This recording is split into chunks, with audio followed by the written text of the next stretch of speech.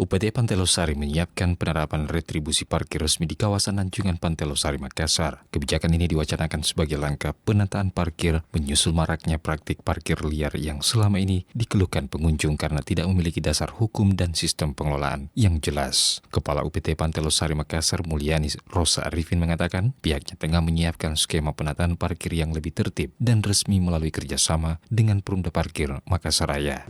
Memang kami dari Dinas Pariwisata Kota Makassar, khususnya dari UPT Pantai Losari, telah menjajaki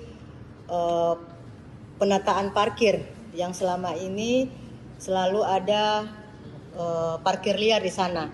Yang kita ketahui bahwa selama ini, biarpun kami dari UPT Pantai Losari telah mengumumkan di Anjungan Pantai Losari bahwa di Pantai Losari itu sekarang tidak ada lagi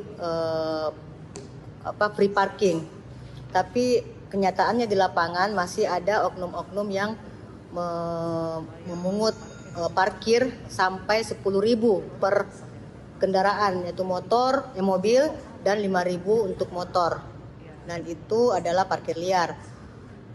Mungkin karena melihat dari kondisi seperti itu, maka dari pemerintah Kota Makassar mengambil inisiatif untuk melakukan penataan parkir dengan bekerja sama dengan PD Parkir. Selama ini, kawasan Anjungan Pantai Losari dikenal sebagai area publik yang bebas biaya parkir. Namun kondisi tersebut dimanfaatkan oleh oknum juru parkir liar yang memungut biaya secara sepihak tanpa karcis resmi. Praktik ini dinilai mengganggu kenyamanan wisatawan sekaligus merugikan pemerintah daerah karena potensi pendapatan tidak masuk ke kas daerah. Informasi selengkapnya dapat Anda baca di portal berita kami rri.co.id dan jangan lupa untuk mendownload aplikasi RRI Digital di Play Store.